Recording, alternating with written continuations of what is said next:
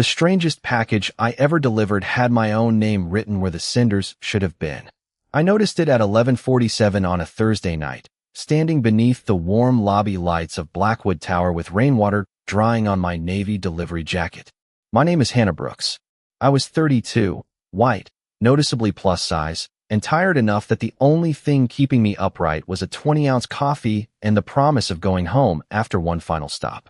The package was small, brown cardboard, maybe 3 pounds. Nothing unusual until I read the label again. Sender, Hannah Brooks. Beneath it was an address in Cicero where I had lived 2 years earlier. I had never shipped that box. The elevator opened before I could decide whether curiosity was worth another unpaid minute. A man was waiting upstairs when the doors opened. Mason Blackwood, 39, white, tall, black shirt, dark pants. Tattoos covered his hands, climbed both arms, disappeared beneath his collar, and continued across nearly his entire body according to every whispered description I had ever heard from drivers who serviced his properties. He owned warehouses, restaurants, automotive businesses, commercial buildings, and enough of Chicago that delivery drivers knew his last name without ever meeting him. He looked at the box, then at me. You are late. I checked my phone. I am 4 minutes early. His eyes moved to the screen, then back to me. Most people apologize anyway. Most people probably want something from you. Silence. Not angry silence. Interested silence. I held out the package. Hannah Brooks, he asked. Unfortunately, you sent this. That is the interesting part. No. His expression changed. Barely. He took the box, but did not open it. Your name is on the label. So is an apartment address I have not used in 2 years. A second man entered from the adjoining office carrying a tablet. Mason handed him the shipping label. Check it. While he worked, I opened my delivery application. The order had vanished. Not completed. Vanished. No customer profile. No payment record. No pickup history. That is new, I said. Mason looked at me. What? I showed him my screen. According to my application, I never came here. The second man introduced himself as Ethan Cole. He searched the tracking number through Blackwood's internal system. His face tightened. The order was created through Blackwood Administrative Holdings. Mason's eyes sharpened. That company was dissolved 9 years ago. I stared at him. Then your dead company owes me $38. Ethan almost smiled. Mason did not. He opened the package carefully. Inside was an old black ledger with worn corners and a faded elastic strap. Nothing else. Mason stopped breathing for half a second. I noticed because men like him usually worked very hard to make every reaction invisible. You recognize it, I said. He lifted the ledger. It belonged to my father. Then mystery solved. No. His thumb moved across the cracked cover. This disappeared after he died. Ethan opened an archived inventory record. 11 years ago. That erased my joke. Mason turned the pages. Most were blank except for small numbers written along the margins.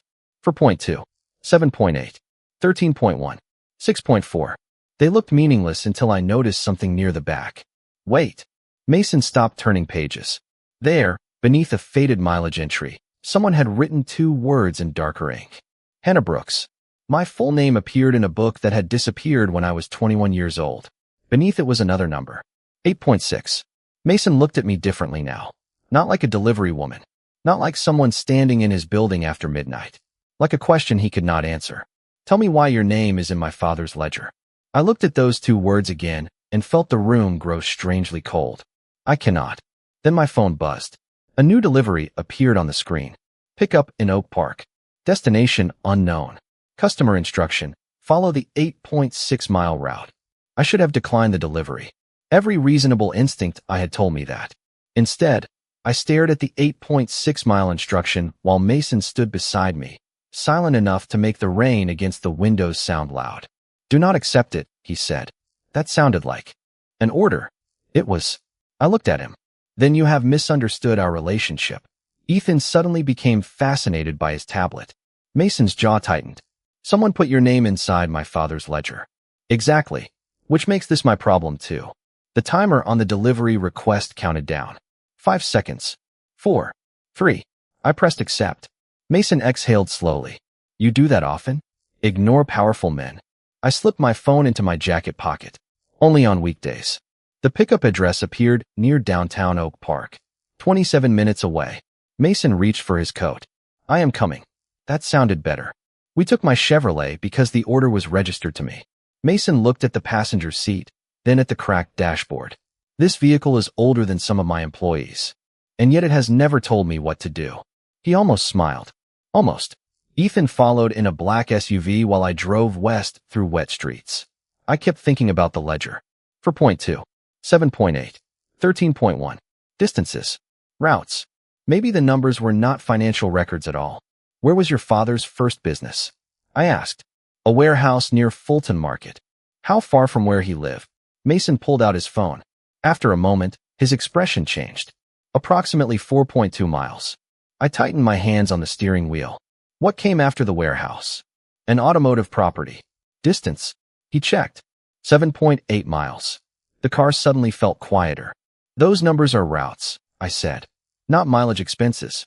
Your father was mapping something. Mason opened the ledger beneath the passing streetlights. Then 8.6 leads somewhere. Apparently somewhere somebody wants me to find. The pickup location turned out to be a 24-hour pharmacy. I collected a small paper bag containing ordinary cold medicine and returned to the car. The application finally revealed the destination. Bell Street Diner. Mason stared at the name. That place closed years ago. 6 years, I said after checking the map. You know it? No. We drove the remaining 8.6 miles. The diner appeared beneath a faded red sign, dark and empty. Behind dusty windows. My application displayed one final instruction. Leave the receipt at table 6. Mason went completely still. What? I asked. He looked through the windshield at the abandoned building. My father always chose table 6. You said you did not know this place. I did not. His voice lowered. But every restaurant we visited when I was young, every diner, every coffee shop, he chose table 6. I looked at the dark windows again. This was no random delivery. Somebody knew his father. Somebody knew the ledger. And somehow, they had chosen me to walk the route. Then the application updated one last time. Delivery note. Look underneath the table. The side door of Bell Street Diner opened with less resistance than my common sense would have preferred. I stepped inside carrying the pharmacy bag while Mason followed, the old ledger tucked beneath one tattooed hand. Ethan waited near the entrance with his phone ready to document whatever we found. The place smelled like dust, old wood, and years without coffee. Red vinyl booths lined the windows. Chrome stools faced a counter where a handwritten menu still advertised pancakes for $4.95. Table 6, I whispered. Mason pointed toward the back corner. I counted twice. 6. The booth sat beneath a faded photograph of downtown Chicago. I placed the pharmacy bag on the table, removed the receipt, and waited. Nothing. Very dramatic, I said. We delivered cold medicine to furniture. Mason looked beneath the table. The message said underneath. I crouched beside him and found a narrow metal holder attached to the bottom edge. Inside were folded restaurant receipts held together with an old rubber band. Ethan came closer. Do not separate them yet. He photographed everything before Mason carefully removed the bundle. The first receipt was 11 years old. Coffee. Eggs. Wheat toast. Table 6. Another showed the same order 3 weeks later. Another appeared 2 months after that. Mason stopped at the 4th. This date. What about it? My father purchased the Fulton warehouse that afternoon. Ethan checked the next receipt against archived company records. This one is the automotive property. I felt the pattern before anyone said it. Each breakfast came before a major Blackwood business decision. Your father was meeting someone here, I said. Mason turned over a receipt. 2 initials were written near the bottom. W.R. Ethan searched the old employee directory. Walter Reed, senior accountant. Retired 12 years ago. Mason frowned. Before these receipts. Then he kept advising your father after retirement, I said. We spread the receipts across the table in date order. Each matched a location from the ledger. 4.2, 7.8, 13.1. The distances connected businesses. The receipts connected decisions. This was not a diary, I said. It was a map of conversations. Ethan opened deeper archived records. There is something else. 3 company names appeared on his screen. Blackwood Regional Administration. Lake County Asset Services. Midwest Operating Reserve. Mason read them once. Then again. Those companies were closed years ago. Ethan shook his head. Not according to state records. What do you mean? They are still active. Mason took the tablet. All three entities showed recent filings, recent administrative activity, recent financial classifications. I leaned closer. Who owns them? Ethan checked. His face changed. Technically, Blackwood Holdings. Mason looked at him. I have never seen these reports. I remembered the ledger and began matching the abbreviated codes beside the mileage entries. Every dormant company appeared there. Maybe somebody did not forget to close them, I said. Maybe somebody needed everyone to believe they were closed. Mason stared at the screen. Then my phone buzzed against table 6. A new delivery request appeared without a pickup address. No package. No payment. Only one customer instruction. Ask Walter why the dead companies are still moving money. Walter Reed lived in a quiet brick house in Elmhurst, which was not where I expected a mystery involving forgotten companies and secret accounting routes to lead. By 9 the next morning, I had slept less than 3 hours, changed my shirt, and purchased enough coffee to reconsider every decision I had made since midnight. Mason stood beside me on Walter's porch wearing a dark coat, his tattoos visible across his hands and above his collar. Ethan waited behind us with the ledger secured inside a document case. Walter answered after the second knock.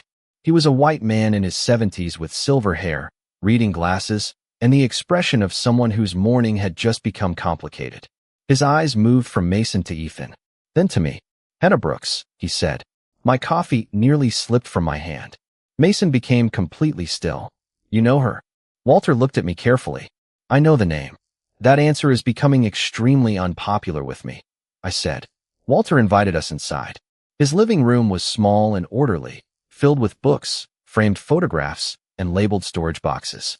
Ethan placed the ledger on the coffee table. Walter removed his glasses. Where did you find that? She delivered it, Mason said. Walter looked at me again. Then the route was activated. What route? Mason asked. Walter sat down slowly. Your father built administrative companies when the Blackwood businesses were expanding faster than the accounting department could manage them. Shared vehicles, warehouse expenses, payroll support, equipment transfers. The mileage codes identified which operating groups were responsible for specific costs. I opened the ledger. 4.2, 7.8, 13.1. Walter nodded. Distances between properties. Easy for your father to remember. Difficult for outsiders to interpret. Mason placed Ethan's tablet beside him. 3 companies are still active. Walter frowned. Impossible. Ethan showed him the filings. Blackwood Regional Administration. Lake County Asset Services. Midwest Operating Reserve. Walter read in silence. I prepared closure documents for all 3. They were never closed, Mason said. Walter examined the recent financial classifications. His face changed. These codes are reversed. I leaned forward. Meaning? Shared expenses that should have been distributed across operating groups are being assigned back through the old administrative entities. Ethan began comparing current reports. That would increase liabilities on individual companies. Walter nodded. And make healthy businesses appear weaker than they are. Mason looked toward the window. Why would anyone do that? I thought about the recent filings. The hidden companies. The years of quiet changes. What happens when a business looks weaker? I asked. Walter answered immediately. Its valuation falls. Ethan searched acquisition records. One offer appeared. Then another. 6 separate approaches during the previous 10 months, all significantly below Mason's internal valuations. Mason stared at the screen. I rejected everyone. Maybe somebody expected you to keep rejecting them until the numbers became bad enough, I said. Ethan traced the offers through advisory firms. 3 shared the same financial consultant. 2 used the same valuation service. The final offer had entered through Blackwood's own executive finance office. Mason's voice became quiet. Who approved the introduction? Ethan hesitated. Chief Financial Officer Daniel Mercer. Walter looked at Mason. Who controls the classification system now? Ethan answered before Mason could. Daniel. Nobody spoke. Then my phone vibrated. A banking notification appeared. $1 had been deposited into my account. Sender, Midwest Operating Reserve. Mason looked at the screen. They know who you are. I opened the transaction details. The reference code ended with 86. I looked at the ledger. 8.6. No, I said. They are not warning me. Mason met my eyes. Then what are they doing? I turned the phone toward Walter. They are giving us the next route. The $1 deposit bought us something more valuable than money. It gave us a pattern. Ethan pulled archived transaction references, while Walter opened storage boxes he had not touched in years. Every old mileage code matched a financial group. 4.2 belonged to the Fulton warehouse. 7.8 belonged to the automotive division. 13.1 connected two commercial properties. 8.6 pointed back to Midwest Operating Reserve. Someone is using your father's system, I said. Mason stood beside the window. Tattoos visible across his hands and neck, his silence heavier than his voice usually was. Daniel had access. Access is not proof. He turned toward me. You are defending him? No. I am defending the truth from your temper. Walter looked down at his coffee. Ethan pretended not to hear me. Mason walked closer. You think I cannot handle this? I think you are used to handling everything before anyone else gets a vote. His eyes hardened. 900 people depend on these companies. Exactly. Which is why this cannot become about your pride. The room went silent. For the first time since meeting him, Mason looked less offended than surprised. You do not know me, he said. I know you tried to order me out of this twice. I was protecting you. Protection without permission can look a lot like control. He said nothing. I pointed at Ethan's tablet. If Daniel is involved and you confront him now, he knows what we know. Records change. Access disappears. Every buyer connected to him gets time to prepare. Ethan finally looked up. She is right. Mason glanced at him. You sound pleased about that. I am pleased about keeping evidence intact. Walter pushed an old reconciliation folder toward us. Then stop looking at Daniel first. Look at what changed.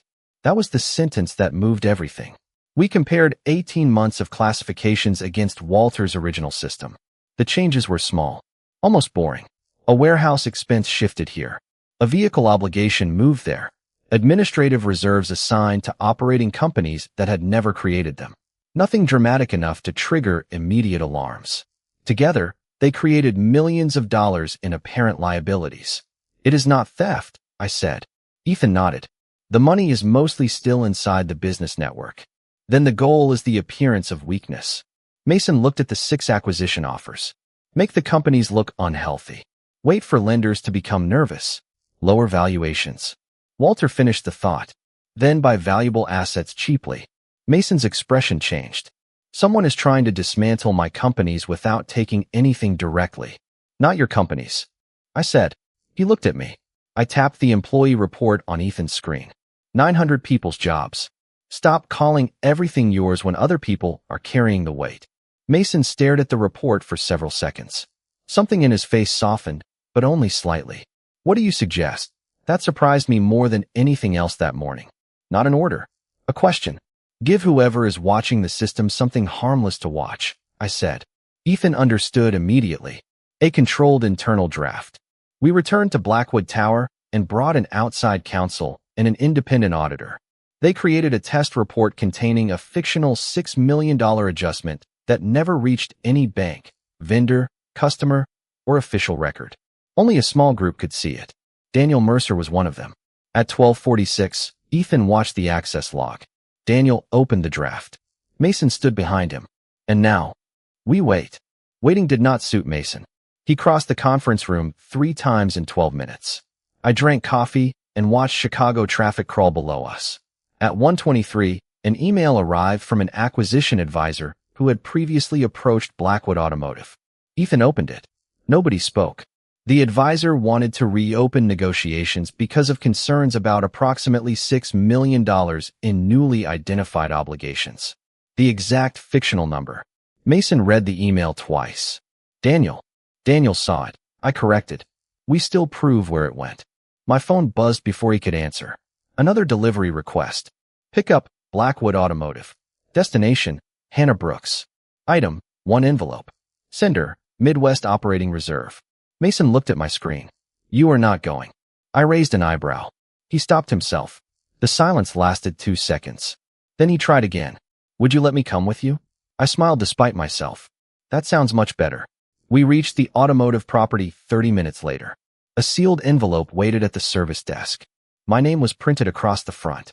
Inside was a photocopied financial statement dated 11 years earlier. One payment had been highlighted. $250,000. Transferred from Midwest Operating Reserve to Mercer Financial Consulting. Mason's face went still. Daniel's father owned Mercer Financial. I checked the date against the photograph Ethan had saved of Walter's diner receipts. Same morning. Table 6. I turned the statement over. 5 words were written on the back. Ask who taught Daniel the system. The 5 words on the back of that statement changed our investigation again. Ask who taught Daniel the system.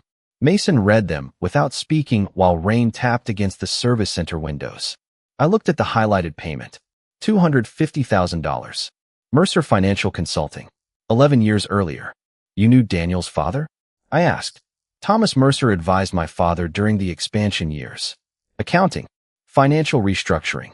Ethan joined us by phone and searched the archived vendor files. Thomas had worked with Blackwood companies for almost 9 years before retiring. More importantly, his consulting dates overlapped with Walter's. So Walter designed the codes? I asked. Mason shook his head. Maybe not. We returned to Walter's house before sunset. The moment I placed the statement on his table, he removed his glasses and sighed. Thomas, you recognize the payment? Mason asked. Of course. It was legitimate consulting work. Then why is someone leading us to it? Walter studied the date. Because Thomas helped build the classification system. Mason leaned forward. You told us my father created the mileage codes. He created the way he remembered them. Thomas created the accounting architecture behind them. I maintained it. I felt the pieces settle into place. So Thomas taught Daniel. Walter shook his head. Not intentionally. Daniel was young then. He sometimes visited the office, watched his father work, asked questions. Thomas was proud of him. Ethan's voice came through my phone. Daniel joined Blackwood Finance 6 years ago. He became chief financial officer 18 months ago. I looked at Mason, and the classification started changing 3 weeks later. Walter went quiet. Mason stood and walked toward the window. He waited years to get enough authority. Maybe, I said. Mason turned. You still want to give him the benefit of the doubt? I want evidence that survives somebody else's opinion. He held my gaze, then nodded. That was new. Walter opened an old cabinet and removed a photograph. 3 white men sat inside Bell Street Diner. Mason's father. Walter. Thomas Mercer. Table 6. On the back, Thomas had written a date and 1 sentence. Original reconciliation stored separately. Separately where? I asked. Walter hesitated. Thomas rented a storage unit in Oak Park. Ethan searched public records while we waited. Found it. The account remained prepaid after Thomas died 4 years ago. Who has access? Mason asked. Ethan paused. Walter. Every eye moved toward him. Walter did not look surprised. He reached into a desk drawer and placed a small brass key on the table. The number 6 was stamped into it. Thomas asked me to keep this if anything ever looked wrong. Mason stared at him. You had evidence this entire time? I had boxes I promised not to open unless the old companies became active again. They became active 18 months ago. Walter's face tightened. I did not know until yesterday. I picked up the key. Did you send me the ledger? No. The deliveries? No. Then who did? Walter looked at the old photograph. Thomas created a contingency process before he died. He believed digital records could be altered, so he arranged for certain archived documents to leave storage if specific financial codes ever appeared again. Ethan spoke quickly. An automated instruction? Partly. The old administrative account could create courier orders when certain conditions were triggered. I stared at Walter. A debt accountant has been sending me deliveries? Not exactly. Thomas created the mechanism. Someone activated it. Mason's voice lowered. Who? Walter looked at the key in my hand. That answer should be inside Unit 6. 40 minutes later, we stood in a quiet storage facility in Oak Park with Mason's attorney and an independent auditor. Unit 6 contained 4 archive boxes and a metal filing case. Nothing dramatic. Just paper. The auditor opened the first box after documenting the seal. Original classifications. The second contained closure instructions. The third held correspondence. Ethan compared the dates remotely. These records proved the current liabilities were reassigned after Daniel received executive authority. Mason exhaled slowly. Then we have him. We have records, I said. Let the attorneys decide what they prove. He looked at me, and this time he did not argue. I opened the 4th box. Inside was a sealed envelope addressed simply to outside courier. My hand stopped. Mason noticed. Hannah. I opened it. The first line made my throat tighten. If you are reading this, you were chosen because you do not belong to Blackwood. I looked at Mason. For the first time since this began, the mystery was no longer asking what Daniel had done. It was asking why someone had chosen me to uncover it. The letter did not tell me I was special. That was the part one could not stop thinking about. Thomas Mercer had written it 4 years before I ever met Mason, before I ever carried a package into Blackwood Tower, before anyone could have known my name. The next lines explained why.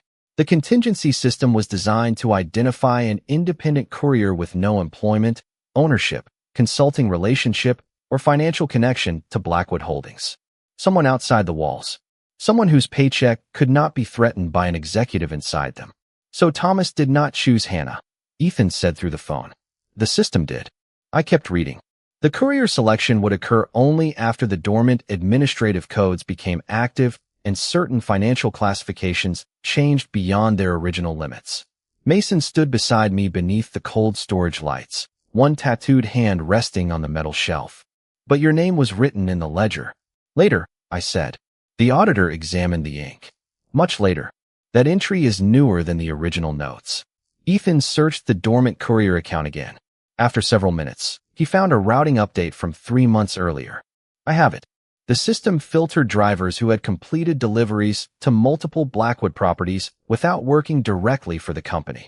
I almost laughed. I delivered sandwiches, pharmacy orders, office supplies, and replacement printer cartridges. 6 Blackwood locations in 11 months, Ethan said. Mason looked at me. That made you eligible. That made me convenient. Independent, the attorney corrected. I folded the letter carefully. Thomas had understood something Mason was only beginning to understand. Sometimes the safest person in a powerful system was the person nobody considered powerful. Ethan continued tracing the activation records. Then his voice changed. There is another problem. Mason straightened. What? The contingency account did not activate automatically. Silence filled the storage unit. Someone authorized it manually 3 months ago. I looked at Walter. You? He shook his head. Ethan checked the credentials. The authorization belonged to Thomas Mercer. Mason frowned. Thomas had been dead for years. His credentials were preserved inside the legacy system. Who used them? I asked. Ethan followed the access history through archived administrative logs. 1 login. 1 authorization. Then nothing. The connection came from a public library in Oak Park. No personal device. No employee network. No obvious identity. Mason looked at Walter. Who knew Thomas's credentials? Walter hesitated. Thomas. Me. Your father. All 3. And possibly Daniel, if he learned more from his father than we realized. That made no sense. Why would Daniel activate a system designed to expose what he was doing? I asked. Nobody answered. The auditor opened another folder from the 4th archive box. Inside were copies of acquisition agreements, valuation formulas, and handwritten notes from Thomas. 1 sentence had been underlined twice. Never assume the person using the weakness is the person who created it. I read it aloud. Mason's expression changed. Ethan began reviewing the acquisition firms again. 6 offers. Different buyers. Shared consultants. Shared valuation services. Then he found something we had missed. Daniel does not own any interest in these buyers. So, Mason asked, so if the companies were purchased cheaply, I cannot find any direct financial benefit to him. I looked at the classification changes. Maybe Daniel is not trying to buy the companies. Walter spoke quietly. Maybe he is following instructions. Mason's voice hardened. From whom? Ethan traced the earliest acquisition advisor backward through corporate filings. The ownership chain passed through 2 holding companies before reaching an investment partnership registered 8 years earlier. He stopped talking. Ethan, Mason asked. The founding investor was Thomas Mercer. Nobody moved. I looked at Walter. You told us Thomas wanted to protect Blackwood. He did. Then why did he create a company positioned to buy pieces of it? Walter stared at the documents like they had betrayed his memory. Mason took the old photograph from the box. His father. Walter. Thomas. 3 men at table 6. Then he turned it over. Beneath the sentence about the original reconciliation was something we had missed in the faded ink. 3 words. Protect the workers. I looked at Mason. What if this was never about saving your empire? His eyes met mine. I pointed toward the employee records on Ethan's tablet. What if Thomas built the contingency to save the people inside it from whoever controlled it badly? For the first time, Mason Blackwood had no answer. The words "protect the workers" changed the way Mason looked at every document in Unit 6. Until then, he had been measuring the crisis in companies, valuations, credit lines, and control. I had been measuring it differently. 900 employees. 900 families making ordinary plans because they believed tomorrow would look enough like today. Back at Blackwood Tower, the independent auditor rebuilt Thomas Mercer's investment partnership from its original filings. The answer was less sinister than we expected. Thomas had created it as a protective buyer of last resort. If a Blackwood company ever became financially unstable, the partnership could purchase selected assets at independently reviewed values, keep operations running, and prevent sudden closures while ownership problems were corrected. It was never designed to profit from weakness, the auditor said. It was designed to keep businesses operating. Through it, Mason looked at Walter. My father approved this. Walter nodded. After one expansion nearly failed, he realized ownership meant nothing if hundreds of people lost their jobs because one man made the wrong decision. Mason absorbed that quietly. Ethan found the next piece.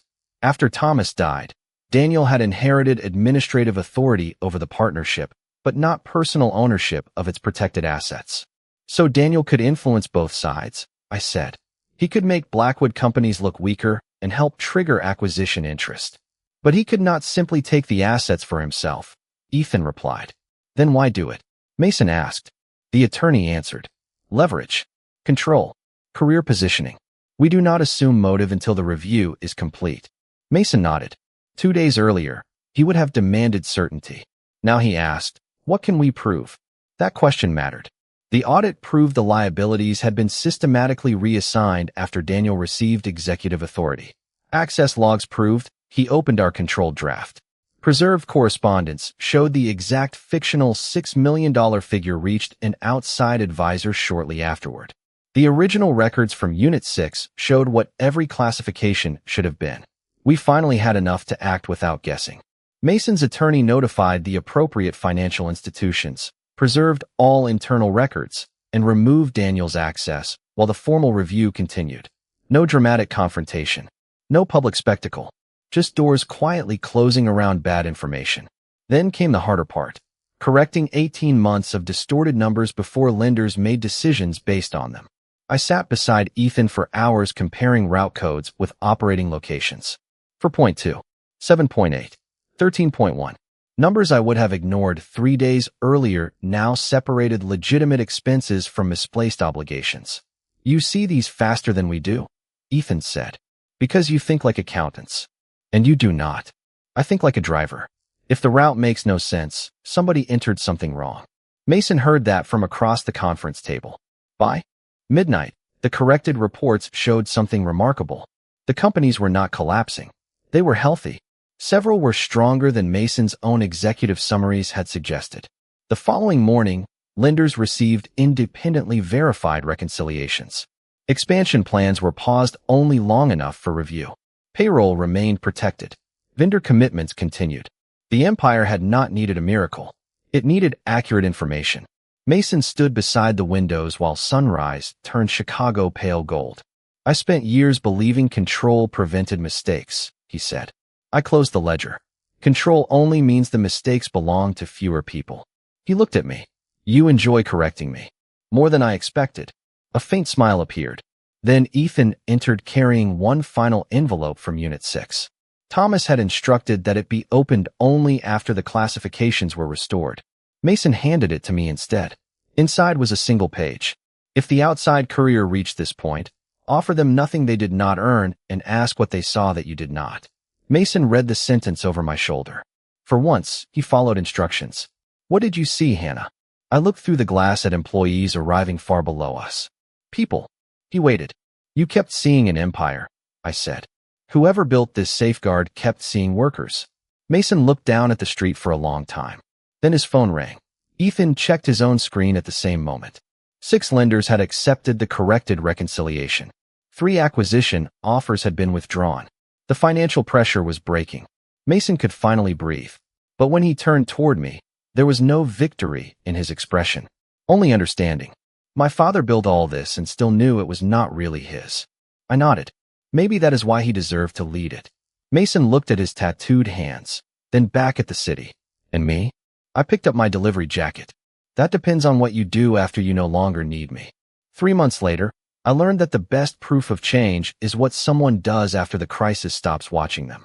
The formal review continued through attorneys, auditors, lenders, and regulators who understood financial language far better than I ever wanted to. Daniel Mercer was permanently removed from Blackwood Financial Authority, and the preserved records from Unit 6 allowed every questionable classification to be examined without relying on accusations or memory. I never learned whether Daniel thought he was protecting his father's legacy, advancing his own position, or simply proving that he could control a system nobody else understood. Eventually, I stopped caring. Motives made interesting conversations. Accurate records protected real people. Blackwood Holdings changed too. Mason created independent financial oversight, separated executive authority from internal audit functions, and required major operating decisions to include employee impact reviews. Walter became an outside advisor again, although he refused an office and insisted that any meeting before 9 in the morning required breakfast. Ethan received a promotion he pretended not to enjoy. And me? I went back to delivering packages. For exactly 11 days. On the 12th, Mason asked me to come to Blackwood Tower. I arrived in my Navy delivery jacket because I had 4 stops left that afternoon. A cardboard box waited on the conference table. I stopped at the doorway. No. Mason looked up. His black shirt sleeves were rolled back, showing the tattoos covering his hands and arms before disappearing beneath the fabric. You have not even seen the label. The last box with my name on it ruined my sleep schedule. This one might improve it. I checked the label. Sender, Mason Blackwood. Recipient, Hannah Brooks. At least we are making progress. Inside was a business plan for an independent logistics consulting company. Route verification, warehouse efficiency, delivery auditing, operational risk reviews. The proposed name was Brooks Route Solutions. I stared at him. You made me a company? I made you a proposal. Better answer. I read the financing terms. Mason wanted 25% ownership. I picked up a pen and crossed it out. No. Ethan coughed into his hand. Mason leaned back. You rejected that quickly. You have enough companies. I am. Providing startup capital. Then make it a loan. Hannah. 5 years. Fair interest. No ownership. No authority over hiring. No control over clients. He studied me. Months earlier, that silence would have felt like pressure. Now it felt like thought. 6 years, he said. 5. 5.5. And no surprise packages.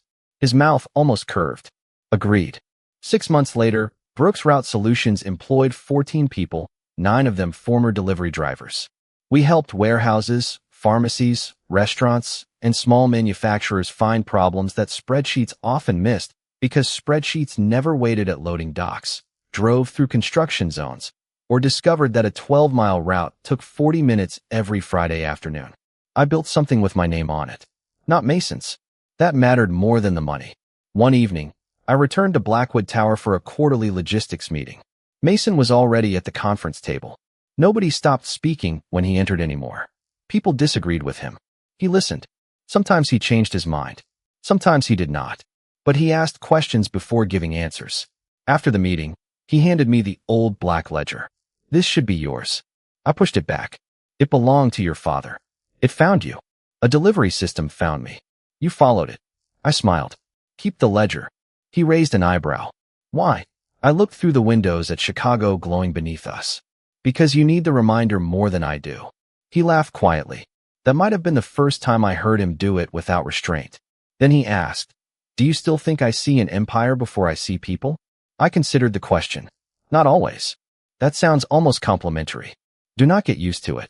He looked at the city, then at the employees leaving the building below. Months earlier, Mason Blackwood had believed power meant controlling every route. I had believed ordinary people stayed ordinary because nobody important noticed them. We were both wrong. Power was not owning the road. It was understanding who had to travel it after you made the decision. And sometimes the person who changes your direction is not the person standing above you. Sometimes she is the one who has been driving the route all along.